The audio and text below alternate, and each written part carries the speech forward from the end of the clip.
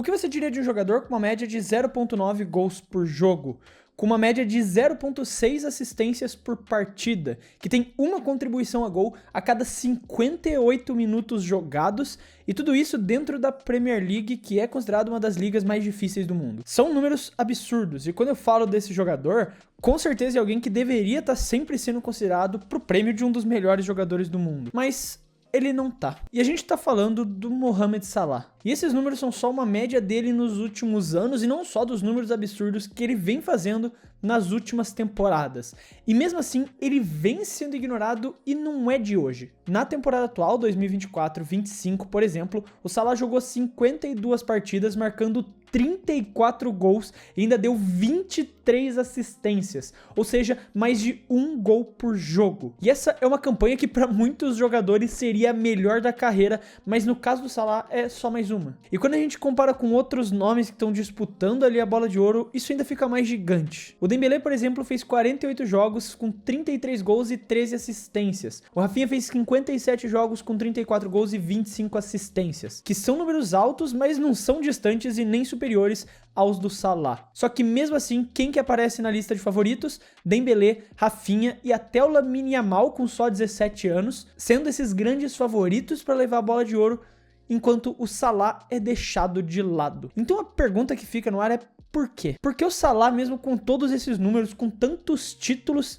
sempre é deixado de lado quando a discussão é bola de ouro. Existem algumas razões mais superficiais para fazer essa análise. Um argumento que é muito repetido para quem tenta justificar o desprezo para cima do Salah é o fato de que ele não joga bonito. Que mesmo ele sendo esse driblador eficiente, esse cara que é direto, é rápido e é objetivo com a bola nos pés, tem muita gente que diz que falta uma plástica no jogo dele, que apesar dele saber driblar, ele tem esse estilo mais pesado, mais engessado, que o drible, apesar de efetivo, não encanta na jogada. Enquanto isso, outros jogadores com números até melhores conseguem chamar mais atenção, porque entregam um espetáculo visual. Jogadores que, além de serem decisivos, também são esteticamente mais agradáveis de assistir. E o Salah, mesmo sendo protagonista, mesmo sendo decisivo, sendo o cara que faz os gols e dá as assistências pro Liverpool, não tem essa percepção estética que esses outros jogadores têm. E por conta disso, ele não consegue acompanhar eles numa premiação da bola de ouro, por exemplo. Só que, como eu disse, essa é uma análise muito superficial e pra mim vai muito além disso. A verdade é que já faz muito tempo que a bola de ouro mudou como ela premia seus jogadores. Porque antes o prêmio era mais sobre quem era o melhor jogador do mundo naquele ano específico.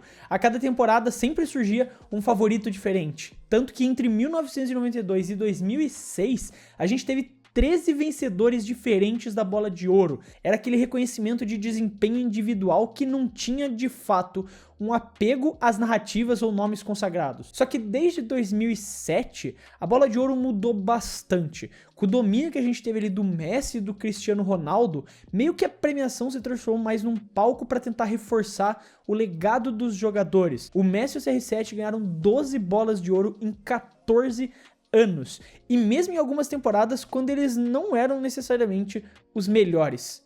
Só que o peso da narrativa, da história, do nome falou mais alto. E depois disso a gente viu alguns prêmios, como o do Luka Modric em 2018 e o do Benzema em 2022. O Salah, ele nunca teve essa aura, ele nunca teve essa proteção da narrativa envolvendo a história dele no futebol. Mesmo quando ele tem números altos e até às vezes melhores que os concorrentes dele, ele ainda assim acaba sendo esquecido na discussão da bola de ouro. Isso porque ele nunca foi o queridinho do Martin, aquele cara perfeito que a imagem do futebol quer pra cima de um jogador. Parece que ele tá lá há anos construindo essa confiança, mas nunca é escolhido. E confiança é algo muito importante, não só no futebol, mas pra vida também, principalmente quando a gente fala de investimento. Colocar o dinheiro em algum lugar é sempre alguma coisa que dá aquele receio, que você fica com o pé atrás, e eu entendo isso muito bem, porque eu passei exatamente por isso. Quando eu comecei a ganhar meu próprio dinheiro, quando eu comecei a investir por conta própria, eu tinha muito medo de colocar meu dinheiro em uma corretora específica, em algum investimento em particular, porque eu não sabia exatamente o que poderia acontecer, eu ainda não entendia isso direito. Então eu fiquei muito tempo estudando até eu de fato entender onde valia e não valia a pena colocar o meu dinheiro. E hoje eu tenho uma carteira que eu considero bem robusta e já completa para os meus objetivos de investimento. E recentemente eu conheci a MB, que é a maior plataforma de ativos digitais da América Latina, e eles estão com uma promoção muito boa para você que quer começar a investir, mas ainda não sabe como fazer isso. E é extremamente simples de participar, você só tem que criar sua conta totalmente de graça pelo QR Code que tá aparecendo aqui na tela ou pelo link do comentário fixado. Depois você vai colocar R$50 lá dentro e investir em algum dos ativos digitais da plataforma. E pronto, em até 7 dias você vai receber R$25 de crédito para poder usar como quiser lá dentro da plataforma. Mas eu posso te falar que uma coisa que a MB entende é de confiança, é de segurança, porque eles são regulamentados pelo Banco Central, pela CVM e pela Anbima, além de terem mais de 4 milhões de usuários e serem uma das maiores plataformas de ativos digitais da América Latina. Mas lembrando que para participar da promoção você precisa criar sua conta pelo link do comentário fixado ou pelo QR Code que tá aparecendo aqui na tela. Então aproveita essa promoção porque é o primeiro passo que vai fazer a diferença para você. Muito obrigado, MB, pela confiança aqui no Clube do Fute. Agora bora voltar pro vídeo. Agora tem uma coisa que ninguém vai gostar de dizer em voz alta, mas que realmente faz toda a diferença para essa análise do Mohamed Salah. O fato dele ser um jogador africano pesa na conta. O Salah, ele é egípcio, e isso infelizmente joga contra ele, porque a Copa Africana de Nações é tratada com uma indiferença gigantesca para quem vota nos grandes prêmios. Se o Salah vence a Copa Africana, quase ninguém vai se importar com isso. Agora, se ele perder ela, vai ser motivo para ele perder pontos nessa votação. E foi exatamente isso que aconteceu. Em 2021, ele perdeu a final da Copa Africana de Nações para o Senegal nos pênaltis. Meses depois, ele foi lá e perdeu de novo nos pênaltis a vaga da Copa do Mundo de 2022, outra vez para a seleção de Senegal. E para piorar ainda mais essa situação, os 2 jogos foram decididos ainda contra o Sadio Mané, seu ex-companheiro de ataque no Liverpool. E essas derrotas marcaram muito, não só pela rivalidade, mas principalmente porque na época pintou muito uma imagem do Salah ser aquele jogador que pipocava nas grandes decisões. O que é totalmente mentira. Mas exatamente o fato dele jogar uma competição que não tem peso nenhum para quem tá votando nessas premiações, que tem uma base europeia, joga contra ele. Se ele vencer a Copa Africana das Nações, vão dizer que ele não fez mais do que o esperado. E se ele perde ela, vão tirar pontos dele na votação. Enquanto isso, jogadores europeus e sul-americanos, principalmente de Brasil e Argentina, vão ter uma vantagem maior por serem sempre favoritos nas grandes competições. Na Copa do Mundo, obviamente, mas também por jogarem grandes competições como a Eurocopa e a Copa América, que apesar de ainda assim ser visto com peso menor do que a Euro, ainda assim é uma grande competição nos olhos do mundo. Enquanto um fracasso na Copa Africana é só uma piada pra eles. Só que a grande injustiça do Salah pra mim aconteceu na temporada 2017-2018. Porque foi uma temporada quase perfeita dele. Em 52 jogos, ele marcou 44 gols e 16 assistências, que foi uma campanha monstruosa com o Liverpool, sendo o principal líder do clube, inclusive levando eles pra final da Liga dos Campeões, enfrentando o Real Madrid. E o Salah chega naquele jogo como a maior esperança da torcida dos Reds para levar eles para mais um título de Champions. Só que no meio do jogo ele sofre aquela entrada criminosa do Sérgio Ramos ainda no primeiro tempo e acaba saindo lesionado do jogo. No final das contas, o Liverpool perde também aquela final. Pouco tempo depois, ele ainda vai para a Copa do Mundo com o Egito, ainda longe do seu 100%, jogando no sacrifício, e a seleção acaba fazendo uma campanha fraca e sendo eliminada na fase de grupos. E o que aconteceu depois?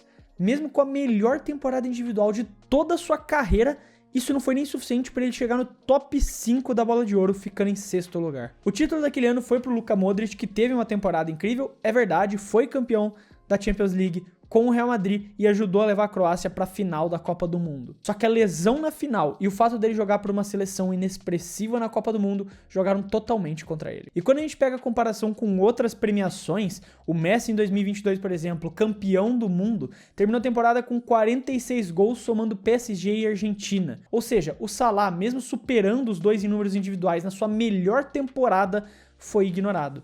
E por quê? Porque na final da Champions League ele sai machucado, porque na Copa do Mundo ele não teve um brilho por jogar numa seleção que não tem essa mídia, que não tem esse status para ser competitiva. Mas principalmente porque ele não tem o escudo midiático que um Messi, que um Modric, que um europeu sempre vão ter nessas premiações. Na hora H, na hora de decidir de fato quem vai ser o vencedor, a Bola de Ouro sempre vai acabar escolhendo a narrativa mais bonita e não necessariamente o melhor jogador. E a verdade é que a história do Salah se repete nesse mesmo ciclo há vários anos. Toda vez começa com essa discussão de que ele tem que ser considerado para a Bola de Ouro e termina a temporada, ele não tá nem no top 5. Em 2019 e 20, por exemplo, o Liverpool foi campeão da Premier League depois de 30 anos, um feito histórico que foi construído com o Salah como protagonista. Naquela temporada ele marcou 23 gols e deu 13 assistências no campeonato inglês. E ainda assim, nada, nenhuma chance de bola de ouro. E não foi só naquele ano, em várias temporadas. O Salah quase sempre ultrapassa a marca de 30 participações em gols na temporada e já chegou em algumas vezes a 40, 50, tá sempre entre os melhores jogadores da Europa e sempre extremamente decisivo. Mas quando saem os indicados, quando sai a premiação, ele nunca é um dos primeiros nomes. E quando você vai comparando com alguns dos vencedores, percebe que a narrativa, que os critérios vão mudando conforme a narrativa manda. Teve um ano que o prêmio foi para quem venceu uma Copa do Mundo. Teve um ano que o prêmio foi para quem teve uma jogada bonita em algum momento. Teve ano que foi claramente para quem tinha mais nome do que bola. Enquanto isso, o Salah entra em campo, arrebenta, quebra recordes, decide títulos pro Liverpool, mas nunca entra nem no imaginário dos votantes como um dos melhores do mundo. E isso leva a gente exatamente pro paradoxo que define a carreira do Mohamed Salah. Porque para mim, sem dúvida nenhuma, o Salah é um dos jogadores mais regulares que a gente teve no futebol nos últimos 10 anos. Ele é protagonista do Liverpool desde 2017, sem contestação. Foi o líder de uma seleção do Egito que voltou para a Copa do Mundo depois de 28 anos, venceu tudo que podia com o Liverpool, Campeonato Inglês, Champions League, FA Cup, Copa da Liga, bate recorde de gols, é artilheiro da Premier League diversas vezes, mas isso nunca parece ser o suficiente. Ele sempre é esquecido, mesmo sempre sendo um dos melhores, parece que ele nunca é um melhor. Aquele cara que todo mundo respeita, todo mundo reconhece como grande jogador, mas ninguém coloca no topo. Isso porque ele não tem esse carisma, essa história bonita, essa bandeira europeia, esse selo midiático que pode construir a história de um vencedor da Bola de Ouro. Porque isso faz diferença nesses prêmios. E a real é que pra mim o Salah nunca vai ganhar a Bola de Ouro, e o mais injusto disso é porque não é culpa dele. Pra mim ele fez por merecer, e deveria ter ganhado pelo menos uma Bola de Ouro ao longo da carreira por tudo que ele já fez por clube e inclusive por seleção, levando o Egito de volta para a Copa do Mundo. Mas essa premiação não foi feita para jogadores como ele. Ele joga numa seleção que raramente vai chegar longe nos torneios importantes, o estilo dele não é vistoso o suficiente para ganhar essa manchete, ele não tem o carisma midiático que transforma um craque nessa estrela global. E o resultado é que, mesmo sendo um dos maiores jogadores da geração atual do futebol, o Salah dificilmente vai ter essa coroação individual que ele merece e provavelmente nunca vai ter ela.